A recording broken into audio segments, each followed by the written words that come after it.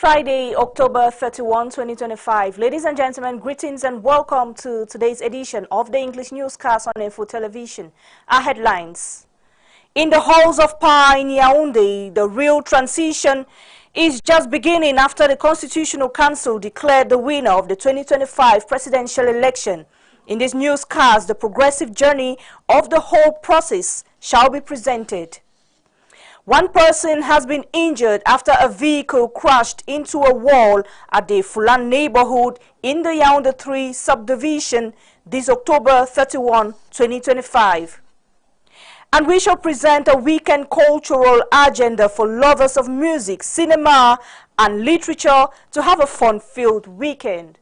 Those were our headlines, details in a jiffy.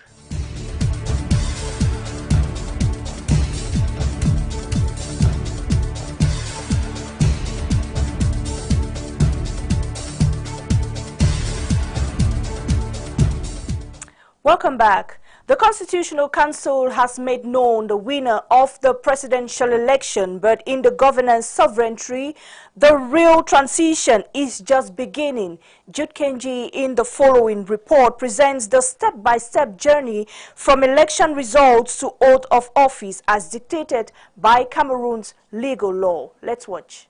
The journey begins with the definitive announcement from the Constitutional Council as the supreme legal body for electoral matters. The Council is tasked with reviewing and validating the result transmitted by Elections Cameroun (ELECAM). Its public proclamation, made within the legal deadline, is the final and unappealable step in the electoral process. This declaration legally identifies the president-elect and marks the official start of the pre-inauguration timeline. Following this proclamation, the legal machinery of the state engages to formalize the outcome. The official results, as declared by the Constitutional Council, are required to be published in the official Gazette of the Republic of Cameroon. This publication in the government's journal acts as the formal and public record of the election's result, providing an official paper trail for the transition of executive power.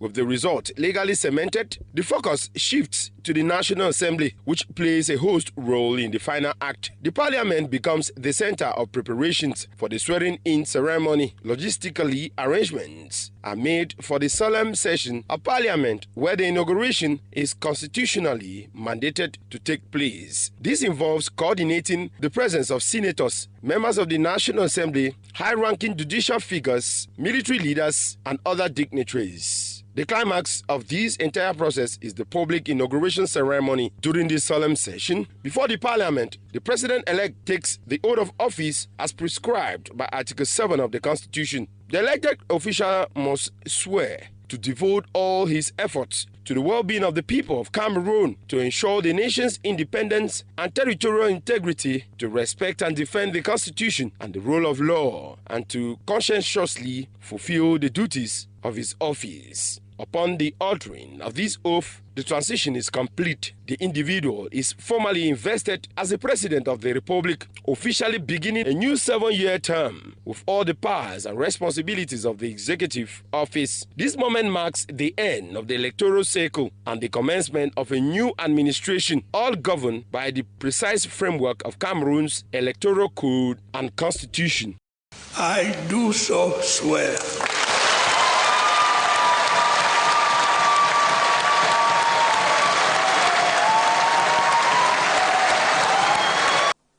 Post-election unrest has led to fires, vandalism, and the destruction of property across the country. Peaceful protest is a right, but violence only harms communities and undermines democracy. Patience Shintum expatiates in this report. The post-electoral tension has once again exposed the fragile line between civic expression and violent extremism.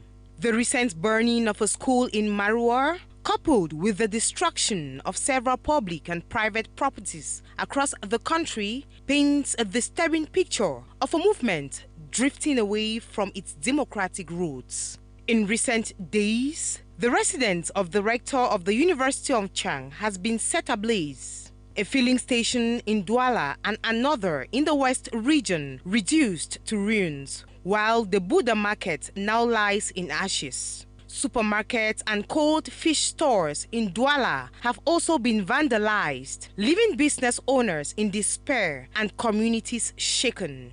These scenes of destruction speak not of protest, but of chaos. Those who vandalize, loot, and burn do not defend a cause. They destroy it. Their actions transform legitimate grievances into acts of aggression that endanger innocent lives and undermine national stability. No nation can claim to seek justice while tearing down the very institutions that safeguard it. Cameroon offers channels for expression: the courts, the media, civil society, and dialogue platforms. These are the tools of responsible citizens who seek change without violence. Resorting to destruction only weakens the moral strength of any movement and opens the door to insecurity. At this critical moment, the youth and all Cameroonians must resist manipulation by those who exploit tension for selfish ends. Their right to protest must never become a license to destroy. The nation's democracy can only grow through peace, dialogue, and respect for human life. Violence is not a path to justice. It is a betrayal of it. In the wake of the presidential elections, youth in Douala St. Nicholas neighborhood in Dogbasi 2 municipality are taking the lead, protecting their environment and promoting safety. They are also denouncing the hike in the prices of basic commodities, urging traders to act responsibly and ease the burden for residents, as you tell us, Jessica Ndiwum. The young and determined youths of the Dogbasi 2 municipality in the St. Nicholas neighborhood are taking the lead in protecting their environment and ensuring the safety of their community. They have intensified clean-up activities and launched awareness campaigns, urging residents to remain vigilant and maintain peace. Beyond security concerns, these young people are also speaking out against the surge in prices of basic necessities, calling on traders to show a sense of responsibility and fairness towards consumers. Their initiative reflects a growing sense of civic duty and solidarity among the youth in this post-election period.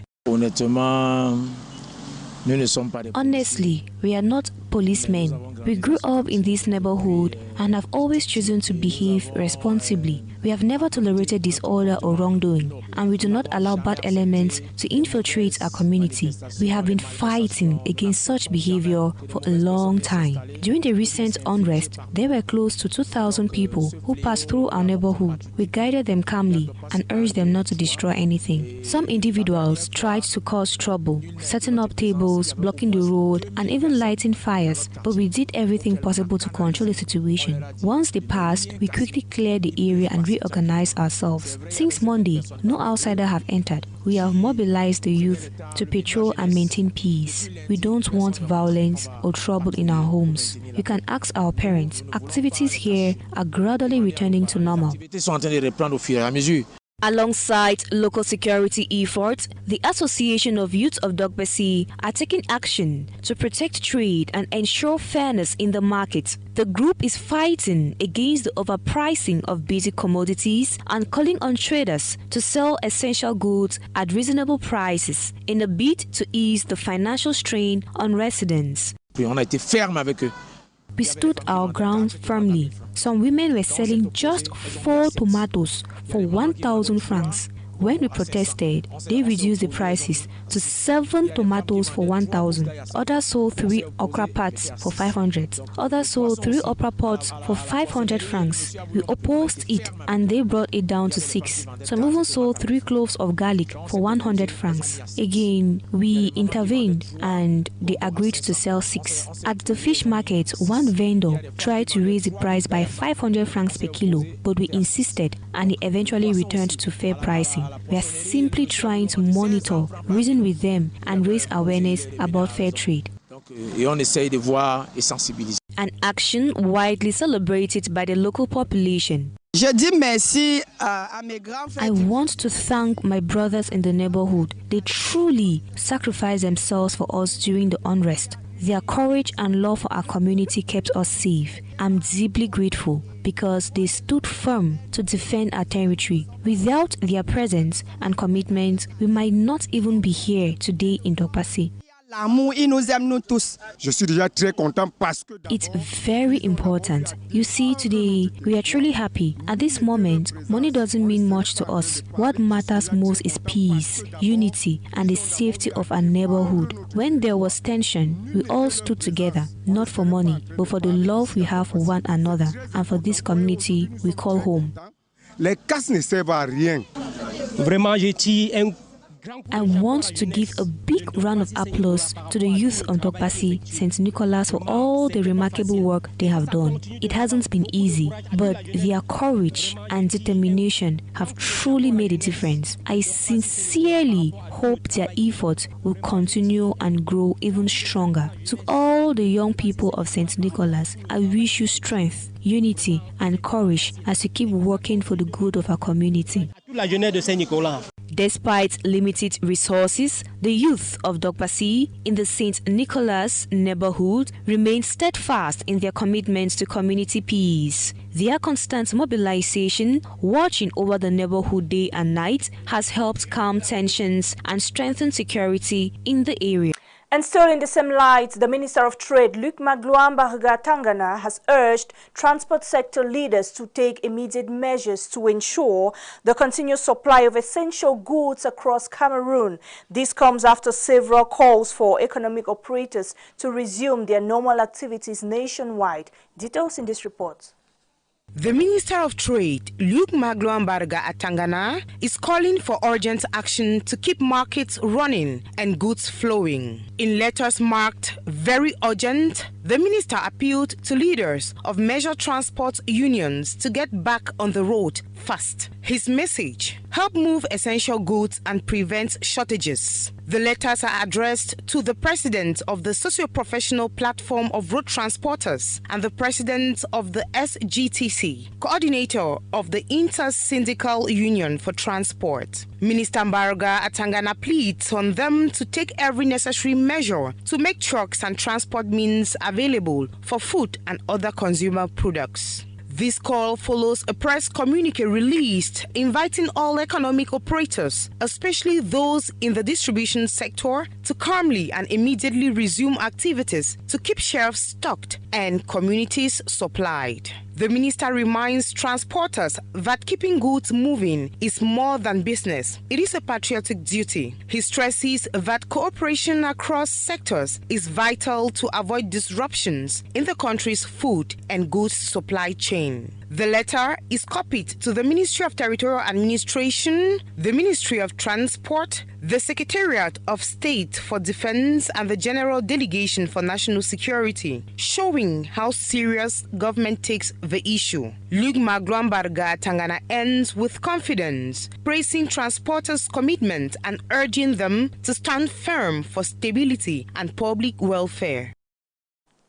And on to something else, panic gripped the Fulan neighborhood in the Yaoundé 3 subdivision this October 31, 2025 after a vehicle crashed into a wall, leaving one person seriously injured and causing serious material damage. The victim is currently receiving treatment at the Fulan District Hospital.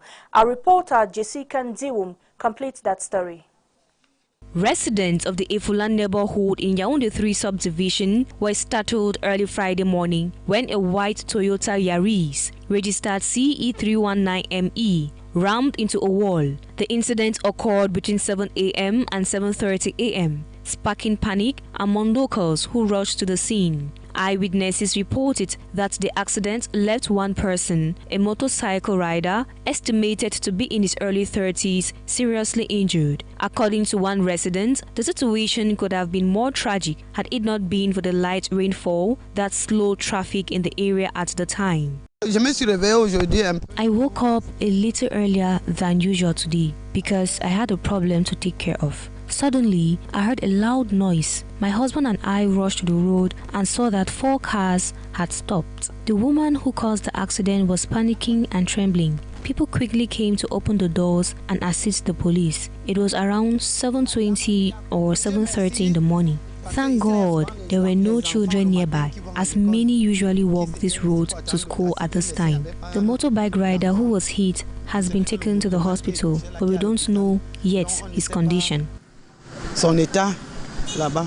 A visit to the Efulan Territorial Brigade, located opposite the crash site, revealed that the injured man was immediately transported to the hospital by the vehicle's owner. Security sources confirmed that the driver is cooperating with investigators. Authorities emphasized that the victim's health remains their top priority. Although filming inside the hospital was not permitted, medical personnel at the Efulan District Hospital told our team that the patient's condition has since stabilized.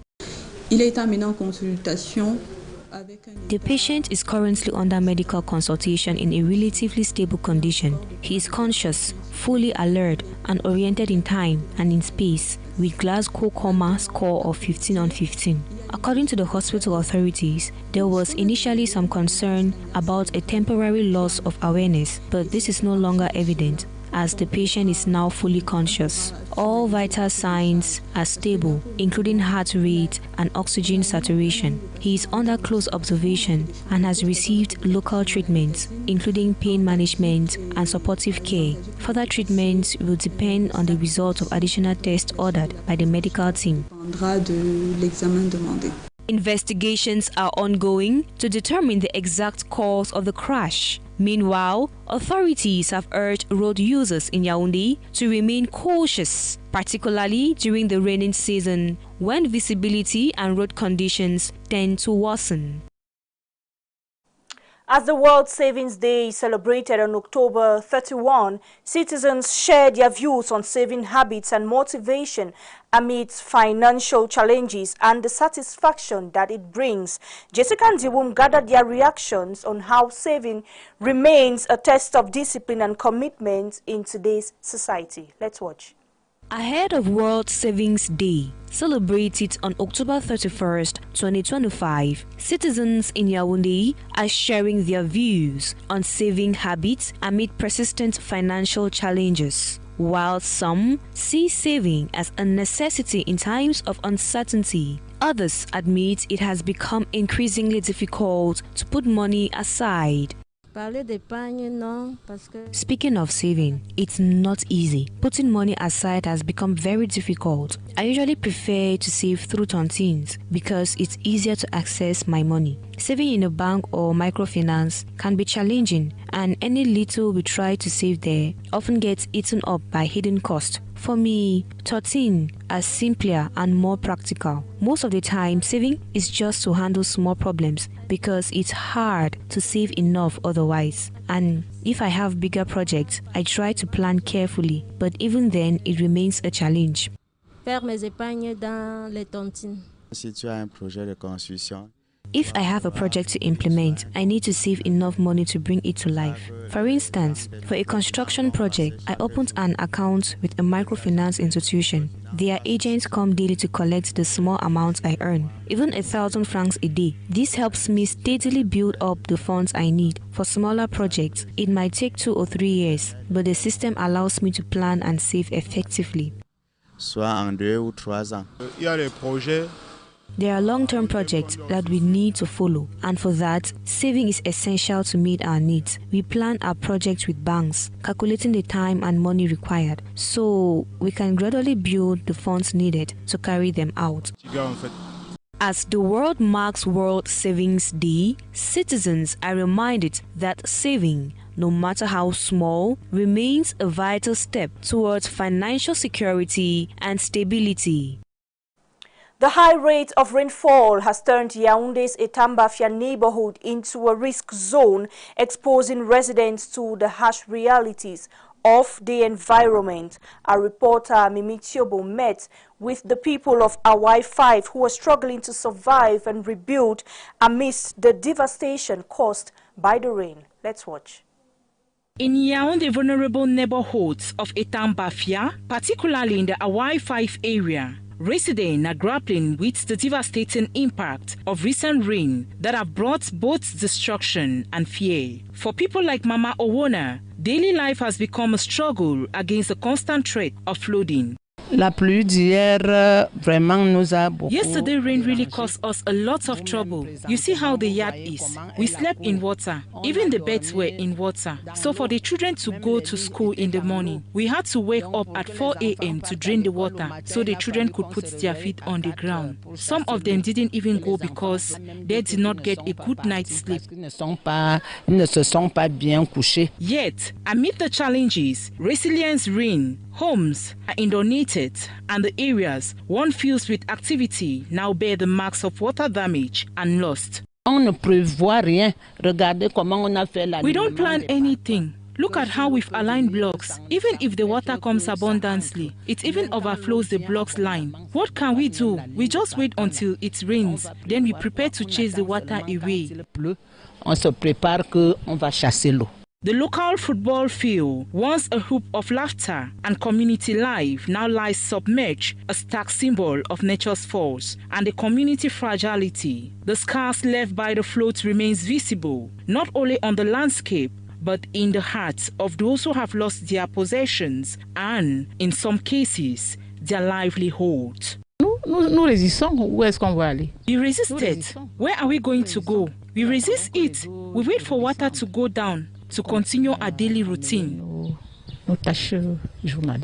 Despite the hardship, a sense of resilience and solidarity persists amongst the people of Hawaii 5. Residents continue to express hope for a safer environment and renew government attention to their plight. Je demande vraiment si le gouvernement. I am asking if the government can help us build a bridge at Coron. And I realized that the more they fix the bridge, the more we have float. So the work was not really done well. Donc, le travail n'a vraiment pas été bien fait. Their collective play underscores both their suffering and their unwavering determination to overcome adversity, a reflection of the enduring human spirit in the face of recurring disaster. And this weekend, Cameroonian art lovers home and abroad are in for a rich blend of music, literature and cinema. The events range from live concerts and literacy gatherings to exciting film experiences. Patience Shintum in the following cultural agenda gives us more highlights. Je reconnais que c'est grâce à toi, mon Dieu, que j'ai ce souvenir. Je reconnais que tu veilles sur moi chaque jour qui se lève, ça met mon avis. This weekend promises an exciting mix of music, literature and cinema, with something to thrill every art lover, both at home and abroad. Let's begin on a musical note. Lady Pons, the Queen of Bikutsi, takes center stage this Saturday, November 1, 2025 at 8 p.m. for a live concert at the White Party in Manchester. Fans are gearing up for an electrifying night of rhythm, dance and Cameroonian pride. Still on the international scene, France and Switzerland would vibrate to the energy of La Ménage qui chatouille, Lucky Plus 2, Sexy Chocolat and M.A. Flao during the Grand Gala Night. Also, this Saturday, November 1 from 9 p.m., it is expected to be a colorful and explosive show, bringing together top African performers and lovers of good music. Back home in Yaoundé, the Burger Bar is setting the mood with a nostalgic touch. The Halloween special 80s and 90s comes up this Friday, October 31 from 8 p.m. near Lycée Charles Atangana. Guests can look forward to retro hits, creative costumes, and a spirited contest to crown the best disguise of the night. And for literature enthusiasts, the weekend brings a rich rendezvous at Nouvelle Route Bastos. This Saturday, November 1, starting from 4 p.m., readers will be treated to a literary cocktail featuring 3 remarkable works. Le Fossé des Baobabs by Daouda Mbombo, Les Chroniques des Macs by Evelyn Mengue Akun, and Ousekage Lobé pendant la nuit by Heve Madaya. It is an event designed to blend art, discussion, and relaxation. the perfect outing for lovers of the written word. Over in Douala, the weekend belongs to cinema lovers. The Eden Cinema will screen a rich selection of films, including Yoroi by David Tomambrekwi, the emotional hit Regnating You, the horror sequel The Intruders 2, and Sacré-Cœur, a touching film aimed at rekindling faith and hope among Christian audiences. From music to books and the big screen, this weekend offers plenty of reasons to step out and celebrate culture. Enjoy the arts and have a great weekend.